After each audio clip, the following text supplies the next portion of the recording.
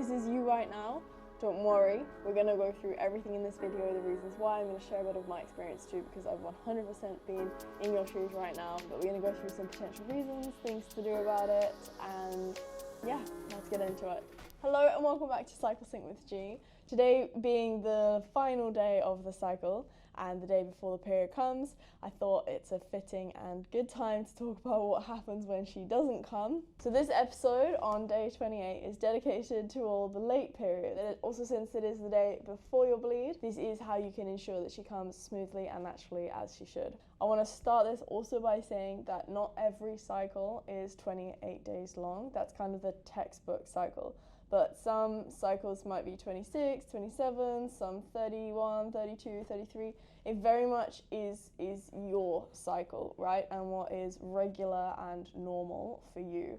So if your period doesn't come on day 28, doesn't mean you're broken or something's wrong. If your period comes consistently and your cycle is consistently 30 days long, that's your cycle. So I guess I'm speaking to late periods, not if they didn't come on day 28. The day that you can reliably do a pregnancy test is around the day or a few days after the missed period. So your period is supposed to come, which is the marking of the fact that there was no pregnancy. So when that doesn't come, the confusion is whether you're pregnant or not, because it could be down to other factors, which we're going to get into in a second. But a pregnancy test generally rules out whether you are pregnant or not. So if you have done a pregnancy test and it comes back negative, but you still don't have a period, this is what it might be down to.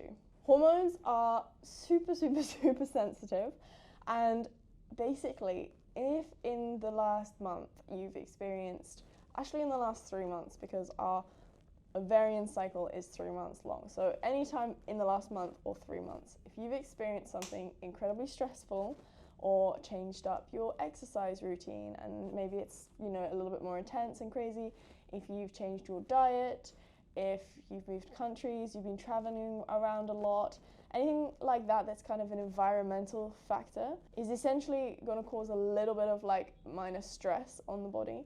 And as I said, hormones are very sensitive, cortisol being a hormone as well. So any of these major environmental factors may have impacted your hormones as well. The second reason for a late period might be if you've recently come off birth control, give that about a year to become regular again. And what I mean by that is that she shows up the same number of days every month, for the same amount of days, your period lasts about the same amount of days, and you ovulate consistently every month as well. That can take about a year coming off the oral contraceptive pill.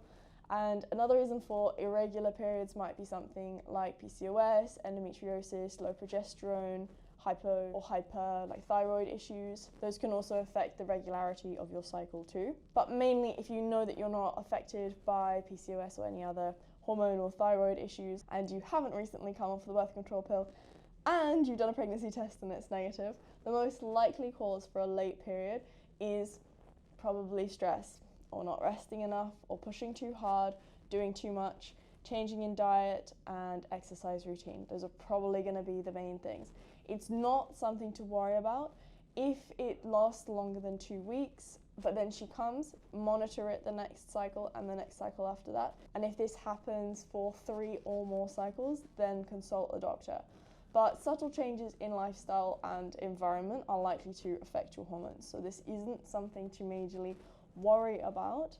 But the way I kind of want you to understand this is, in order for the body to feel like she can have a period, she needs to feel safe, reassured, calm, steady, safe basically. So the reason why stress, or these minor stresses like ramping up exercise or changing diet, changing environment, all of that, might cause a late or skipped period, but we're talking if she's a few days late here, is because the body doesn't feel safe and calm and reassured enough to let go and release. So the aim to allow your period to come is basically to understand that your body doesn't speak words. So you can't speak words to your body and say, you're going to be fine, everything's going to be fine. You have to show her, she has to feel. So you basically have to create that feeling of safety and security within yourself and calm. So literally, I mean, I do this anyways, whether, you know, she's late or not, but usually the day before my period, do nothing. And especially if she hasn't come yet or she's late, I'd recommend taking a day off everything. No gym, no workouts, no exercise. Eat 3 healthy, nourishing meals. Also eat whatever the fuck you want. Like, get rid of any kind of pressure or expectation or tension.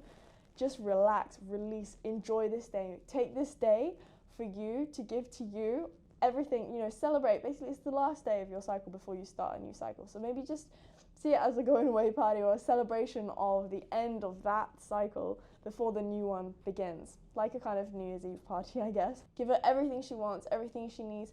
If she feels like a bit of yoga and a bit of movement and some soft and gentle flow, then go, do it. Go to a class, roll out your mat. Basically, it's about nourishing and giving, but not coming from the brain, coming from the body. So that somatic connection. What does my body need right now? What am I craving? Do I need a nap? I always nap on day 28. Do I need food? Do I need more food? Do I need sweet food? Do I need pizza, carbs? Do I need protein, steak? And not to kind of frame any of these as good or bad, just like listen to your body basically at the deepest level. If you're worried about any of that stuff, it's that one hot day doesn't make summer, right? So one day, especially if your period's late, it might be because of this uptight tension. That's what mine was usually from. And so literally releasing, like with friends, it's been stress with work, stress and like other life stresses. If you can, set aside a day, and if it's not possible, make it a Saturday or a Sunday or a weekend day, but a day that is entirely for you. Do everything that, you know, hot baths, no work, turn off your phone. By the end of the day, you might feel like bored and ready to go again and whatever, but that's the aim. That's the aim. We're aiming for that restoring feeling, the feeling where you have, you know, you're feeling charged again and relaxed as well. So think of that Sunday evening feel after a really restorative weekend. That's essentially what we're going for here. Another one that really helps me is journaling, because sometimes my thoughts, especially in the luteal phase, right, thoughts just race. So another way to calm your nervous system down is just to journal. Let it all out on paper without any framework or anything that you're specifically journaling. The best way to start, literally blank piece of paper, pen, and just mind dump all your thoughts, like an aggressive 20 minutes where you just write everything, the first thing that comes into your head. And if you're like me, I get silly like this, like a perfectionist. I've got a brand new notepad and I don't want to mess up the notepad. That's what you write. I feel ridiculous right now because I didn't even want to write in this notebook, because I didn't want to mess it up, because this is the first page of my notebook. Then unpack it. Unpack like why you felt like that, or just keep writing.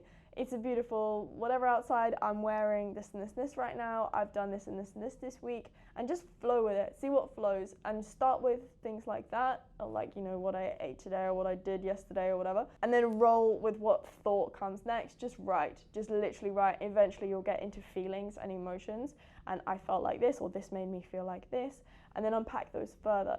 Literally just sit down, you and your journal, pen and paper. There doesn't have to be a journal, pen and paper. Just dump out your thoughts. And that's a great also release, but like a mental, verbal, brain release, which can sometimes, and very often actually, because of this mind-body connection, is huge.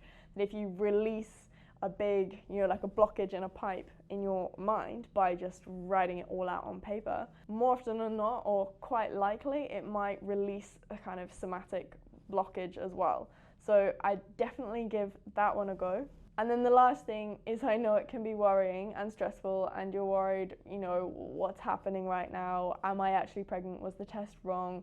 All of this. But the main thing is not to worry. I know but don't worry, don't stress about it, because the stress and the worry of not having a period yet, or a period hasn't come yet, or oh my God, she's 5 days late, or that's gonna cause more stress. It's like if you've ever had girlfriends trying to get pregnant, and there's this massive like stress and pressure on getting pregnant, they can't get pregnant, and as soon as they sort of release that pressure and tension, it happens. So it's all the same thing. It's just throw it up in the air, give your body exactly what she needs, release any blockages, if that's psychological or mental, write it all out. Nourish with some healthy food. If it's just whatever you're craving, it's one day. Try to limit, intense exercise. I wouldn't do any intense exercise, but a small, limit the intensity of the exercise. Go for a nice walk, do some yoga. Nothing too long or nothing too crazy. Just keep it really, really restorative for the day, and don't worry too much about it. And then I guess some takeaways could be for you to consider, the reasons why it might have been irregular this month or what happened, so that maybe it was a crazy intense exercise routine that needs to be a bit more cycle synced, or that you tone it down in your luteal phase, or you don't do so much on your menstrual phase, you're just aware of which phase you're in. Or maybe it is just too crazy, like every day is too much, or 1 hour for each session is too much. Dial it down, see how that feels next month. Mainly, it's not giving up and you're not weak. This is making adjustments for your own body. It's empowering, if anything, is you are listening to your body, because your period, it's a vital sign of health, is that if your period is regular and healthy, then it equates to a holistic health of the human. So if things are a little bit out of whack, that's a sure sign that something else is a little bit out of whack. So listening to that and listening to your body and giving her what she needs in the month to come as well. And obviously there's things, stresses and travels and work and things that can't be changed, and that is just how life is. But being aware of that and potentially being able to dial it down or delegate, or set some boundaries, make sure you get enough sleep every night, things like that can just help you in general. And I know our brains and our bodies are connected, like physically, but I can vouch for a time, like a life period in a chapter in my life, where my brain and my body were certainly very disconnected, which interestingly was also the time where I didn't have a period. So it just goes to show that little check-ins and understanding yourself and tuning in with yourself. And I was just so much in my head, so as soon as I became less in my head and trying to control and think that my head knew better than my body was telling me, everything sort of righted itself. So if you're like me, perfectionist, go-getter, love being out and active and doing things, then it might just be a sign to, dial it down a little bit, if only just in your luteal phase, because the follicular phase is the time to fully fucking embrace that, whereas the luteal phase is to get a bit more in touch with the progesterone side of you.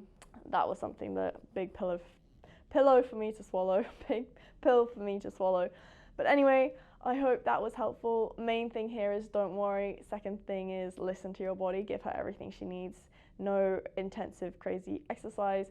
Eat all the nourishing foods, rest, read a book, relax, and let your body guide you as to what she needs. And if you are just watching this on day 28 and your period's due tomorrow and she comes tomorrow, then maybe this will be helpful for a friend or for a time in the future when she is a little bit late. Now you know not to worry, unless it happens 3 or more cycles in a row, or it's totally late and doesn't even come, then that's the time to consult a doctor.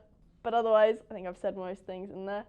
Have a great day 28. This has been a great 28-day Cycle Sync Sculpt series. If you enjoyed this series, I'd love if you share it with a friend.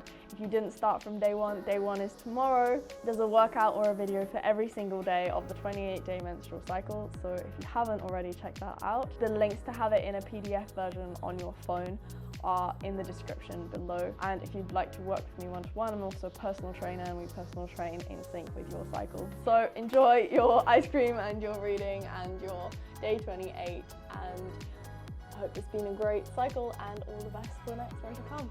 See you next time.